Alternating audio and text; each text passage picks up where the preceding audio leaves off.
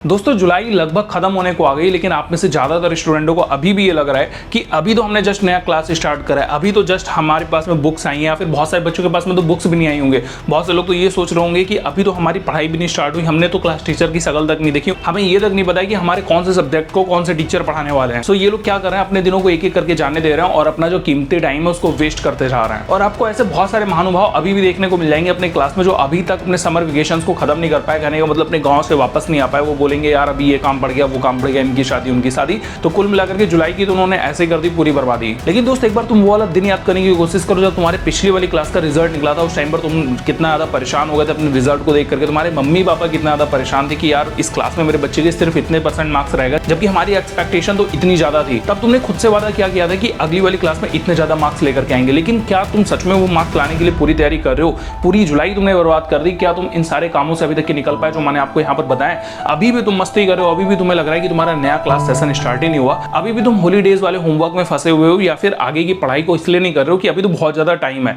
लेकिन अगर तुम ऐसा करो ना तो यकीन मानो तुम बहुत ज्यादा गलत कर रहे हो, और यकीन मानो इधर जो तुम एक एक दिन बर्बाद करो ना, इसका इंपैक्ट तुम्हारे रिजल्ट पर जरूर पड़ने वाला है। सो मान के चलो जुलाई तो पूरी खत्म हो चुकी है और वो सारे काम जो तुम्हें करने चाहिए वो तुम नहीं कर रहे हो, और जो सारे काम तुम्हें नहीं करने चाहिए वो सारे काम तुम अगर करते चले जा रहे हो। तो इस वीडियो को ध्यान से अंत तक देखना, तुम्हारे लिए ना बहुत इंपैक्टफुल चीजें बताने वाला हूँ। लेकिन उससे पहले मैं तुम्हें एक स्टोरी सुनाना चाहता हूँ। ये स्टोरी है कृष्णा नाम के एक स्टूडेंट की, और ये जो कृष्णा है ना, ये काफी एवरेज सा स्टूडेंट है। क्लास 10 में इसने एवरेज सी पढ़ाई करी है, बहुत ज्यादा ऐसे खास पढ़ाई नहीं करी, तो इसके मार्क्स निकल करके आते हैं 58%। क्लास 10 का रिजल्ट देखने के बाद में दोस्तों जब इसके 2 साल बाद क्लास 12 का रिजल्ट आता है ना, तो वहां पर इसके मार्क्स देख करके पूरा का पूरा स्कूल शॉक्ड हो जाता है। तब इसके मार्क्स आते हैं 98%। इसने ना केवल अपनी क्लास को टॉप करा बल्कि अपना डिस्ट्रिक्ट भी टॉप कर दिया। तो सारे के सारे टीचर, सारे के सारे लोग, सारे इसके फ्रेंड रिश्तेदार खुश होकर के इसके पास पहुंचते हैं, बोलते हैं ऐसा तुमने क्या करा भाई, तुम तो एक एवरेज स्टूडेंट थे, क्लास 10 में केवल 58% और यहाँ पर तुमने 40% का इंक्रीमेंट कर लिया, कैसे? तब ये दोस्तों बताता है कि जब मेरा क्लास 10 का रिजल्ट आया था ना, तो मैं बहुत ज़्यादा दुखी था, लेकिन उससे भी ज़्यादा दुखी थे मेरे मम्मी पापा, क्योंकि उनको हर कोई बोल रहा था कि भाई तुम्हारा बच्चा कुछ नहीं कर पाएगा। और फिर मैंने रात को उनको रोते हुए देखा, और उनको रोते हुए देख करके मेरे दिल पे इतनी ज़्यादा चोट लगी। फिर मैंने रात को ही डिसाइड करा कि इस बार अगली बार जब रिजल्ट निकलेगा ना, जितने भी रिश्तेदार या इनके दोस्त लोग सब लोग फ़ोन कर करके इनको दुखी कर रहे हैं ना, वही लोग इनको फ़ोन कर करके बधाइयाँ देंगे। तो उस दिन मैंने वो रात को डिसाइड कर लिया था, इसीलिए मैंने अगले ही दिन से पढ़ाई करना शुरू कर दिया, और मैंने बिना एक भी दिन को बर्बाद किए हुए कंटिन्यूअसली पढ़ाई करी, और आज रिजल्ट आपके सामने है। तो इस स्टोरी को सुन के आपके दिमाग में क्या आ रहा है? इस स्टोरी को सुन के आपके दिमाग में यह आना चाहिए कि भाई अगर आपने एक बार डिसाइड कर लिया था तो आपको पीछे नहीं हटना था, और आपने अपने रिजल्ट के लिए क्या करा, आपने जैसे डिसाइड करा उसको गिव अप कर दिया। तो जो मैं आपको बताने वाला हूं बातें, उनको ध्यान से सुनना। तो देखो दोस्त, जुलाई तो अब तक में लगभग पूरी खत्म हो चुकी है, लेकिन अगर अभी तक आपने अपना गोल नहीं बनाया तो आप अभी यहाँ पर जो है कुछ भी नहीं कर रहे हो। कहने का मतलब आपने आधा काम तो करा ही नहीं। सबसे पहले आप चाहे क्लास 10 में हो, 12th में हो, किसी भी क्लास में हो, आप अपने लिए एक बढ़िया सा गोल बनाओ।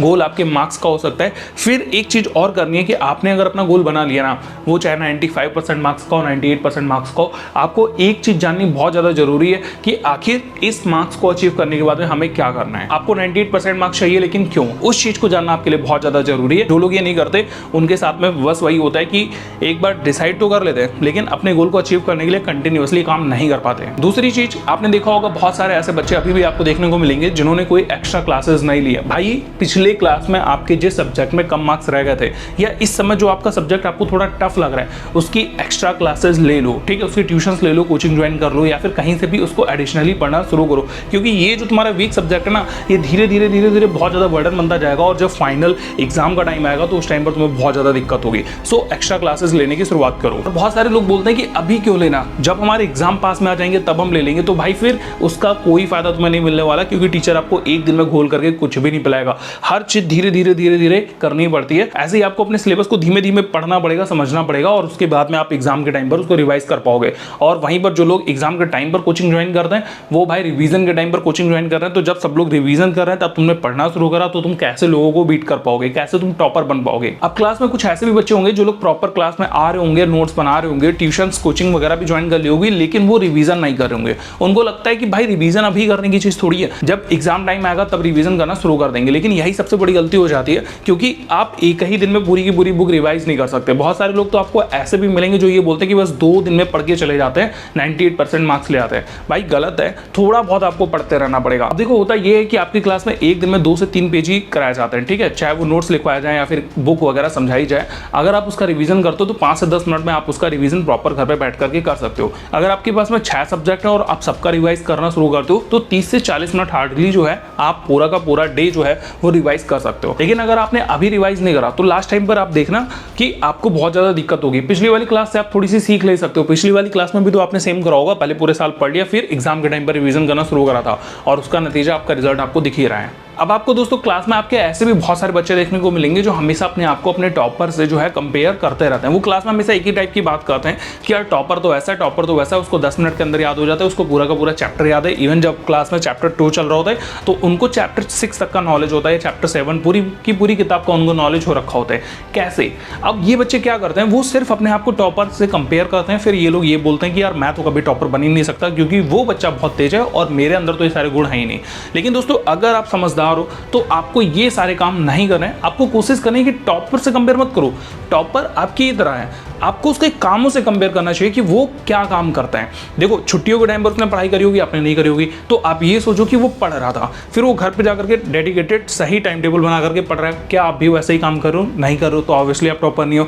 क्या वो सुबह उठ करके रिवीजन करता है? आप नहीं करते हो तो फिर से अगेन वही सारी बात आ गई। क्लास में वो कितना ध्यान से टीचरों की बातें सुनता है, कितना वो अपने नोट्स को कंप्लीट रखता है, कितना वो नोट्स को रिवाइज करता है, टाइम टू टाइम उसका होमवर्क पूरा रहता है। आपका इन सब में कहाँ पर हाथ पीछे रह रहा है। अगर आप इन चीज़ों को थोड़ा बहुत कंपेयर करने की कोशिश करोगे तो देखोगे कि आप फटाफट से उसकी जो है जैसे बनने लग जाओगे। इवन उसके जैसे बनने की तो बात ही नहीं हो रही, बल्कि आप उससे आगे निकल सकते हो। लेकिन आप कंपेयर करते हो कि भाई वो तो जो है पैदाइशी बहुत तेज है और आप पैदाइशी बहुत ढोलो। ऐसा नहीं होता है, ज़्यादातर बच्चों के साथ ऐसा नहीं होता है। हर कोई टॉपर बन सकता है, बस वो अगर अंदर से करना चाहे तो। और इसके साथ में आप ये मत सोचो कि पीछे का जो हमारा टाइम था हमने वेस्ट कर दिया तो अब हम टॉपर नहीं बन सकते। आप कभी भी टॉपर बन सकते हो, बस जरूरत होती है आपको सही स्ट्रेटेजी की। आपको क्या करना है, आपको अपने सिलेबस पर फोकस करना है कि मेरा सिलेबस कितना है, फिर मेरे पास इस सिलेबस को खत्म करने के लिए टाइम कितना है। अगर आप थोड़ा ध्यान से अपने आसपास में देखोगे तो पाओगे कि ऐसे बहुत सारे बच्चे हैं जिन्होंने 2-2 महीने में, इवन 1 महीने के अंदर भी पढ़ाई करके अपने आप को टॉपर बना दिया। तो वो कैसे कर पाए? उन्होंने 1 महीने के टाइम में उस सिलेबस को खत्म करने की एक सही स्ट्रेटेजी बनाई, उसको फॉलो किया और जो है आपके सामने वो अपना रिजल्ट लेकर के पहुंचे, यानी कि टॉपर बन गए। तो अगर आपके पास में अभी 10 महीने, 8 महीने, 6 महीने, 5 महीने, 2 महीने, जितना भी टाइम है, आप एक सही स्ट्रेटेजी बना करके अपने सिलेबस को सही टाइम पर खत्म करते हो ना, फिर उसको प्रॉपर रिवाइज करते हो, आप भी टॉपर बन जाओगे। बहुत ज्यादा मुश्किल नहीं है। फिर लास्ट चीज आपको एक और ध्यान रखनी है कि देखो दोस्त, आप किसी से कम नहीं हो। आप जो करना चाहते हो वो आप कर सकते हो, बस जरूरत होती है आपको अपने अंदर से उस चीज को पाने की इच्छा रखने की। बहुत सारे लोग कभी टॉपर बनना ही नहीं चाहते तो वो कभी भी टॉपर नहीं बन सकते।